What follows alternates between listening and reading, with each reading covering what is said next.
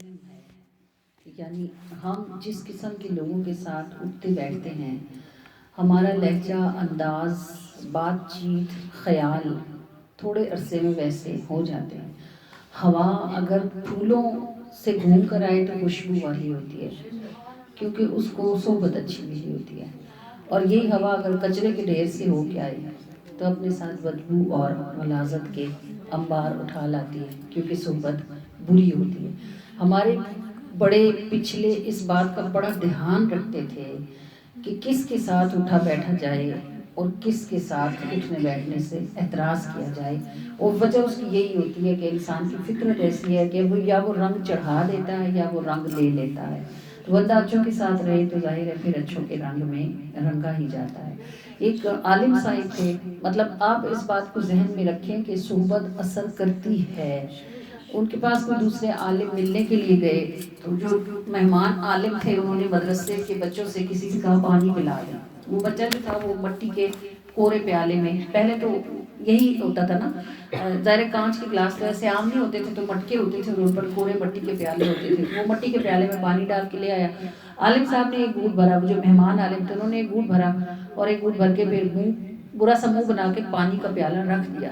جو میزبان عالم تھے وہ حیران ہوئے، انہوں نے کہا کیوں؟ کہنے لگے پانی سخت کڑوا ہے۔ تو وہ جو میزبان تھے نا وہ تھے کوئی اللہ والے، انہوں نے ایک نظر مٹی کو دیکھا اور پھر خاموش ہو گئے۔ کہنے لگے کہ پانی کا پیالہ ادھر مجھے دے دیں۔ انہوں نے وہ کورا پیالہ ڈھک کے رکھ لیا۔ عصر کی نماز کا وقت ہو رہا تھا، سب لوگوں نے نماز پڑھی۔ نماز پڑھ کے عالم صاحب کہنے لگے چلیے اب سب بیٹھ کر استغفار پڑھتے ہیں۔ عصر سے مغرب تک انہوں نے استغفار کا ورد کیا، جتنا بھی پڑھا گیا کھلا۔ جب مغرب کی اذان ہونے میں تھوڑا وقت رہ گیا تو وہ جو میزبان عالم صاحب تھے انہوں نے کہا آئیے اب دعا کریں۔ سب نے مل کے دعا کی اور اس کے بعد مغرب کی اذان ہوئی، نماز پڑھی گئی۔ نماز پڑھنے کے بعد وہ جو پانی کا پیالہ ڈھکا ہوا میزبان نے اپنے پاس رکھ لیا تھا، وہ انہوں نے پھر سے وہی پانی مہمان کو دیا اور کہا اب پی کے دیکھیے۔ انہوں نے پیا تو کہنے لگے سبحان اللہ، یہ تو بڑا میٹھا ہے۔ حیران ہوئے کہ یہی پانی ابھی میں نے عصر کے وقت پیا تھا تو کڑوا تھا، حلق سے نیچے بھی نہیں جاتا تھا، اور یہی پانی اب پیا ہے تو میٹھا ہے۔ تو پوچھنے لگے کہ آپ مجھے وجہ بتائیں، بیچ کی بات کیا ہے؟ اب دھیان سے سنیں۔ وہ جو میزبان تھے انہوں نے کہا کہ یہ پیالہ جس قبر کی مٹی سے بنا ہے اس قبر والے پر عذاب ہو رہا تھا۔ صحبت کا اثر ہوتا ہے تو قبر کی مٹی میں بھی آتا ہے۔ جن کی قبروں پہ عذاب ہوتا ہے نا ان کی قبر پہ گھاس نہیں اٹھ سکتی، اندر آگ ہو تو اوپر سبزہ کدھر۔ تو اس نے کہا ان کی اس قبر والے کو عذاب ہو رہا تھا، اس عذاب کی سختی کے سبب سے مٹی میں کڑواہٹ تھی اور وہ کڑواہٹ پانی کے ذائقے کو تبدیل کرتی تھی۔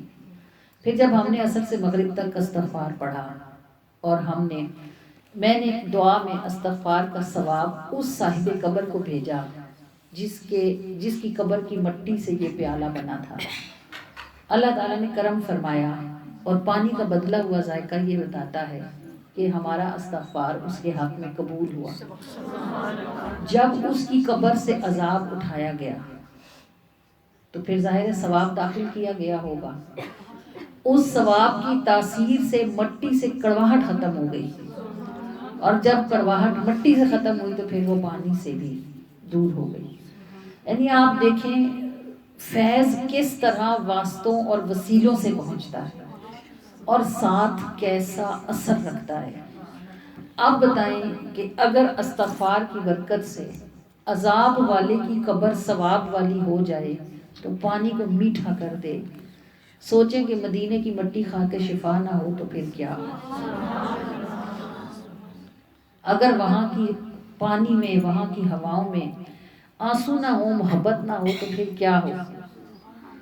چھپایا ہے ذروں نے سورج جہاں پر، وہ میرے نبی کا ہے شہر مدینہ، کہ طیبہ میں گزارے لمحوں سے جب یاد نبی کی جھانکتی ہے، تب رات کے گہرے آنچل پر میری آنکھ ستارے ٹانکتی ہے۔ سب چاہنے والے آقا کے در ان کا ہو یا گھر اپنا، جب رو رو حال سناتے ہیں تو رحمت بڑھ کر ڈھانکتی ہے۔ اس گنبد سبز کے سائے میں کاش مدینے میں ہوتی، جسے چوم کے چلتی باد صبا خوشبو کے خزانے بانٹتی ہے۔ اور طیبہ میں صدا رہنے والوں، تم سارے جہاں سے افضل ہو کہ تم ہو نبی کے ہم سائے، تمہیں قدرت خود سے چھانٹتی ہے۔ اور کوئی وقت تھا دنیا داری کا، اب پاؤں ذرا سا پھسلے تو آقا کی توجہ بندی کو میٹھی نظروں سے ڈانٹتی ہے۔ اور گستاخ نبی سے اے لوگو پھر کوہ احد ہی اچھا ہے، وہ پتھر ہو کر عاشق ہے، یہ امتی ہو کر لانتی ہے۔ بڑا اعتراض کرتے لوگ اس شعر پہ، بڑا اعتراض لوگوں نے مجھے کیا کہ آپ بھلا حضور کا امتی ہو کے کوئی لانتی کیسے ہو سکتا ہے؟ جو حضور کا امتی ہو کر گستاخ ہو وہ لانتی ہی ہوگا نا۔ لعنت کا مطلب ہوتا ہے رحمت سے دوری، تو جو حضور کا گستاخ ہوا وہ حضور کی رحمت کا حقدار تو نہیں ہوگا نا، تو ظاہر ہے پھر وہ لعنتی ہوگا۔ احد پہاڑ پہ حضور تشریف لے گئے تو وہ پورا کا پورا لرز رہا تھا، حضور نے ایڑی سے اس کو ٹھوک کر فرمایا اس بت یا احد، پھر وہ ٹھہرا۔ تو وہ پتھر ہو کے عاشق ہے، امتی کا دل پھر اس سے بھی زیادہ سخت ہو کہ گستاخ نبی سے اے لوگو پھر کوہ احد ہی اچھا ہے، وہ پتھر ہو کر عاشق ہے، یہ امتی ہو کر لانتی ہے۔